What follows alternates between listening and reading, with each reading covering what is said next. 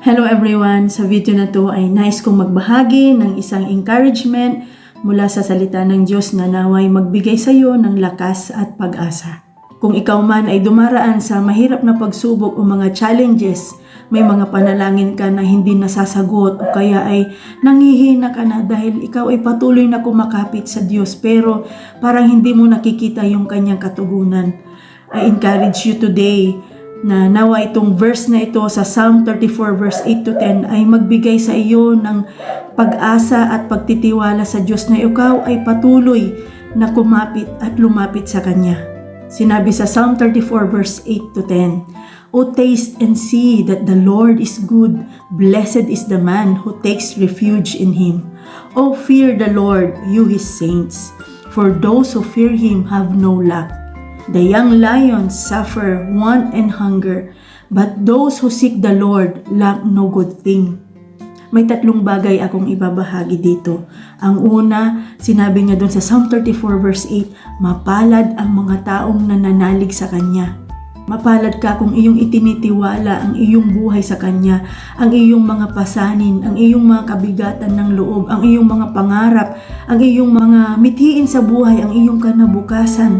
Mapalad ka kung ikaw ay naghihintay at nagtitiwala sa Kanya. Bakit? Dahil sinabi niya nga dun sa Kanyang salita, O taste and see that the Lord is good. Mararanasan mo, mahawakan mo, makikita mo ang pagpapala na ibibigay sa iyo ng Diyos.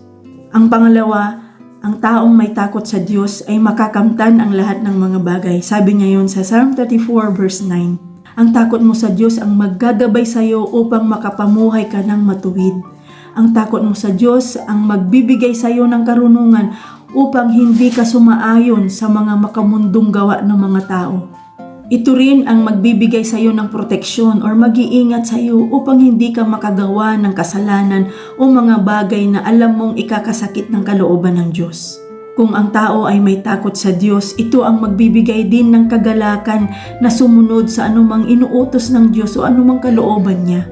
At ito ang ipinangako ng Diyos sa mga taong may takot sa Kanya, ay hindi sila magkukulang. Ibig sabihin, hindi lang ito tumutukoy sa pisikal o mga material na bagay, kundi yung kanyang pag-iingat, yung kanyang kapayapaan, yung kanyang pabor ay nasa mga taong may takot sa Diyos. Ibig sabihin, hindi sila magkukulang.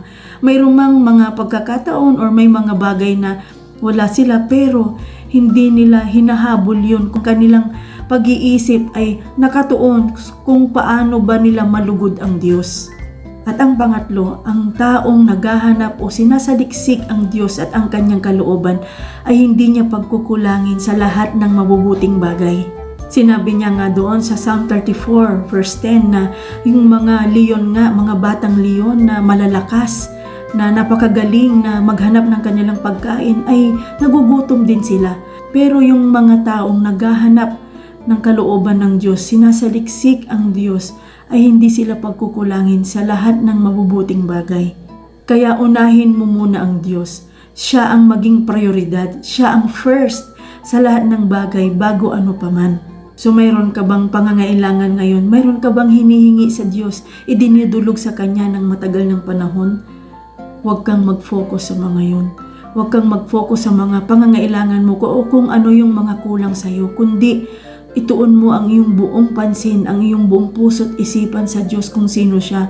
Mas lalo mo pa siyang kilalanin upang hindi ka mag-worry or hindi ka magduda, hindi ka ma-stress sa mga iniisip mo. Kung mayroon ka mang mga pangangailangan ngayon, mayroon ka mang mga bagay na idinudulog sa Diyos, naway maalala mo itong tatlong bagay na saliksikin mo muna ang Diyos. Magkaroon ka ng takot sa Kanya at manalig ka sa Kanya at tiyak, ikaw ay katatagpuin ng Diyos. I-focus mo lang ang iyong pansin sa Diyos at patuloy na kilalanin kung sino siya. Huwag kang mag-focus sa mga needs, kundi mag-focus ka sa Diyos.